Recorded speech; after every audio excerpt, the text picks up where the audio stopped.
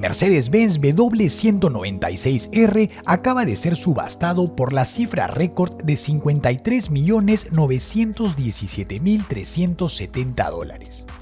Aunque no lo creas, el remate fue intenso y hubo una gran disputa. El dinero completo irá al Museo Indianapolis Motor Speedway, el del famoso circuito. Este W163R les fue donado por Daimler-Benz AG en 1965 y las ganancias les servirán para asegurar la continuidad del museo en el futuro y expandir sus programas de restauración y colección de vehículos. ¿Quién en su sano juicio podría pagar casi $54 millones por un auto obsoleto de 1954? Pues antes de tan atrevido cuestionamiento, hay varios elementos a considerar. El primero, que es de los muy pocos autos de carrera de Mercedes-Benz que tienen dueños privados. Lo segundo, que es una pieza única. Y tercero, para nosotros lo más importante, que tiene una historia extraordinaria. Básicamente, es el auto que devolvió el honor a la ingeniería alemana y recuperó el orgullo de una nación después de la nefasta Segunda Guerra Mundial.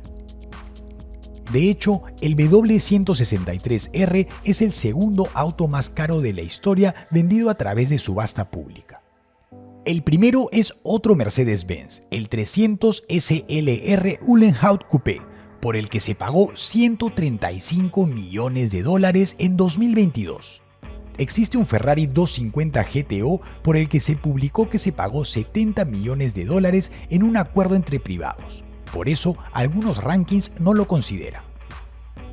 El monto recaudado por el W163R es solo la punta del iceberg de una historia fascinante y está estrechamente relacionada con la del Mercedes-Benz más caro.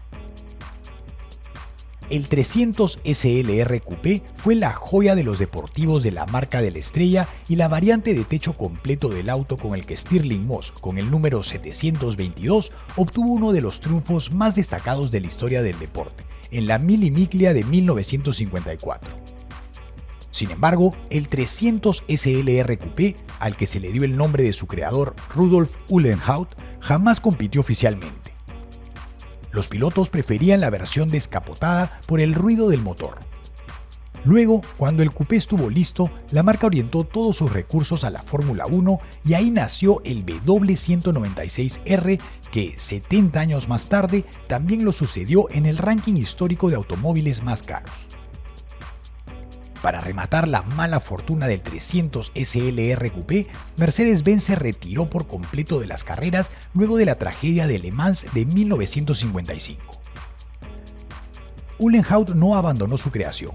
Se dedicó a mostrarlo en una serie de pruebas de uso cotidiano y así hizo del 300 SLR Coupé el auto más deseado hasta hoy. Pero esa es otra historia. El Campeonato Mundial de la Fórmula 1 empezó oficialmente en 1950. A esas alturas, la industria automotriz alemana seguía en reconstrucción luego de la Segunda Guerra Mundial. Aún sin los recursos necesarios, Mercedes-Benz mantuvo un ojo puesto en la máxima categoría con la idea de ingresar en algún momento con el objetivo de impulsar las ventas, imagen y prestigio. Antes de la guerra, las automotrices alemanas dominaron las competencias al mayor nivel y la marca de la estrella tuvo especial protagonismo durante ese periodo.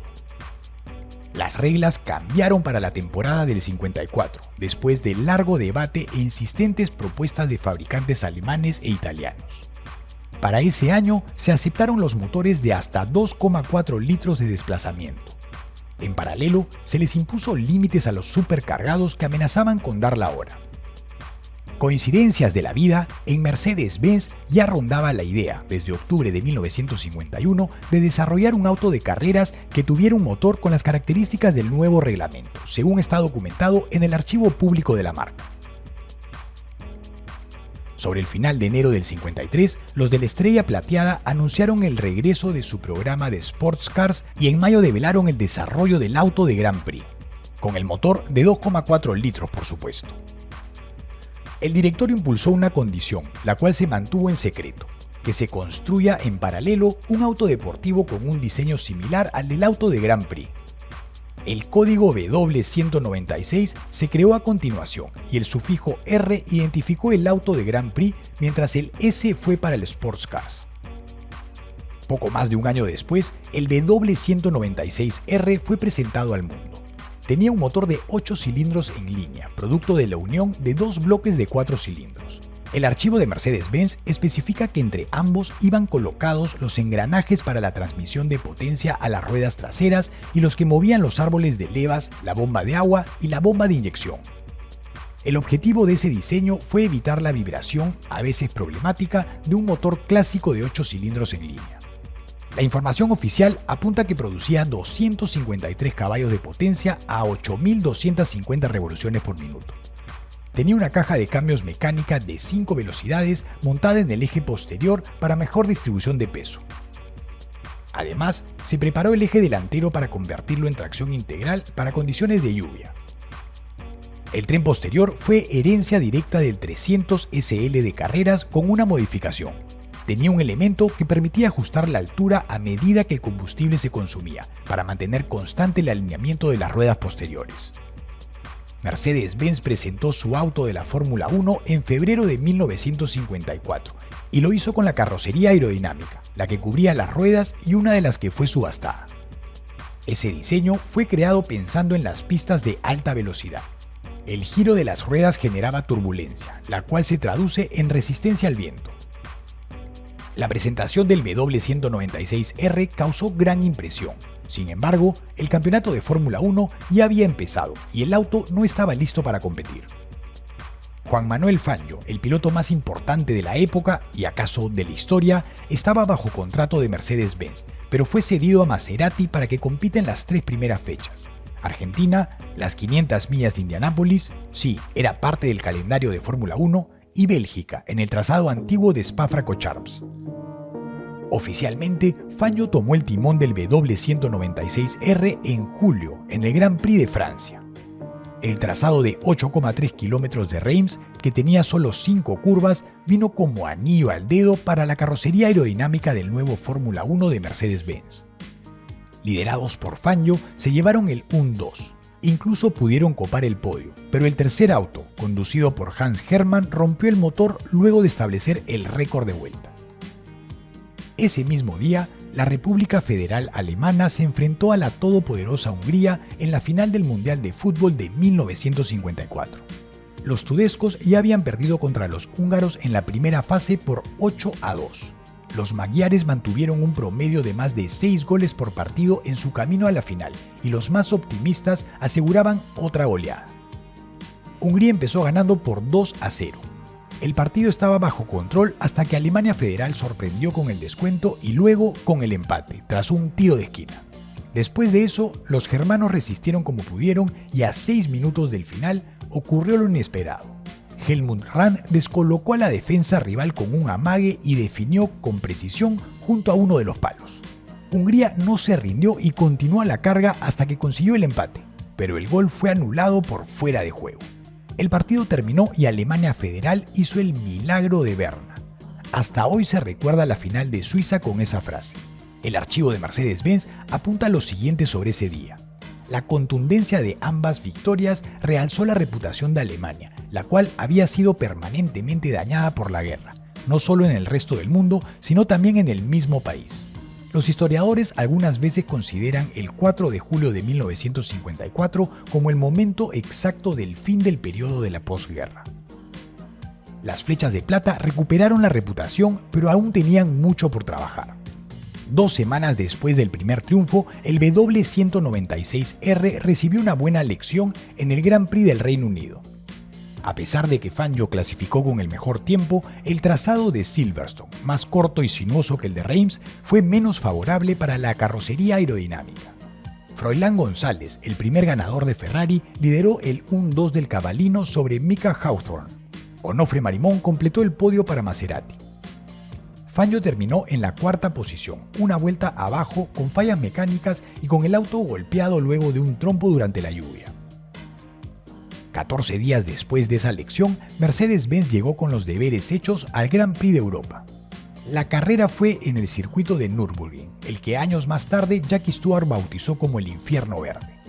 Las flechas de plata inscribieron 4 autos, 3 de ellos sin carrocería aerodinámica.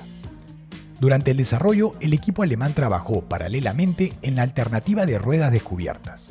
Sus virtudes no les eran ajenas.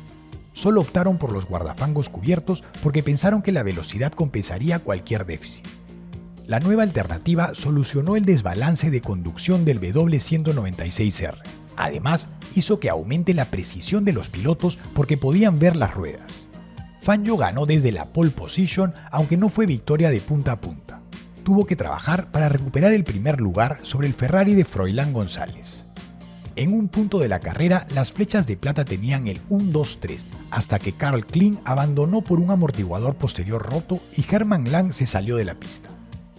Después de Nürburgring, Fangio continuó la campaña del 54 con 2 victorias consecutivas en Suiza e Italia. En Monza, Mercedes-Benz volvió a la carrocería aerodinámica y el argentino venció desde la pole position.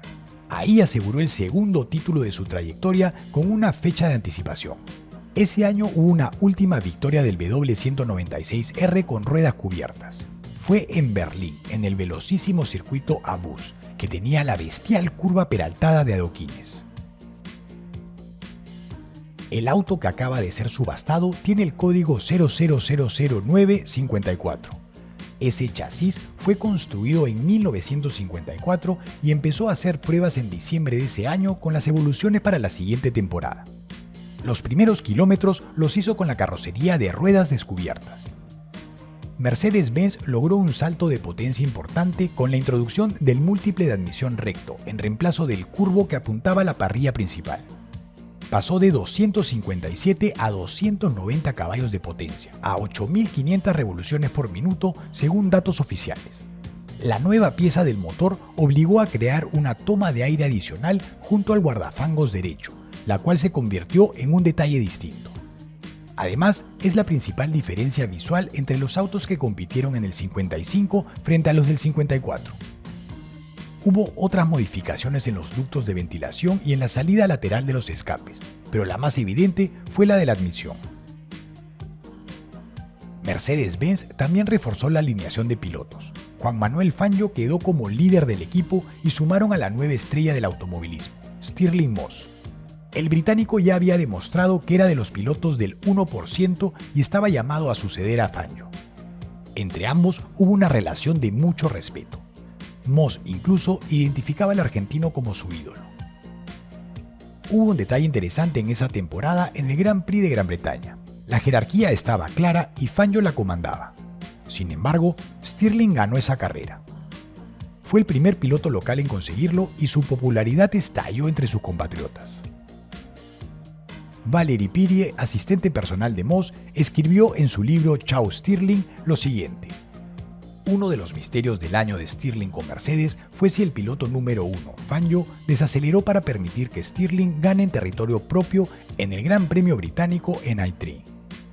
La única persona que supo realmente la respuesta fue Fangio y se llevó el secreto a la tumba a pesar de que Stirling se lo preguntó en varias ocasiones. Pero los registros muestran que Stirling venció ese día y de hecho también estableció el récord de vuelta. El dominio de la 9ª temporada de Fórmula 1 fue absoluto. Mercedes-Benz ganó 5 de las 7 carreras, 4 con Fangio y 1 con Moss. Además, entre ambos sumaron 4 pole position y 5 vueltas rápidas. La carrocería aerodinámica fue utilizada una sola vez durante esa temporada. La llevaron los autos de Fangio y Moss en el Grand Prix de Italia, la última fecha del año. Hermann Lang y el recién contratado Piero Taruffi manejaron la variante con ruedas descubiertas. Las flechas de plata arrasaron desde la clasificación.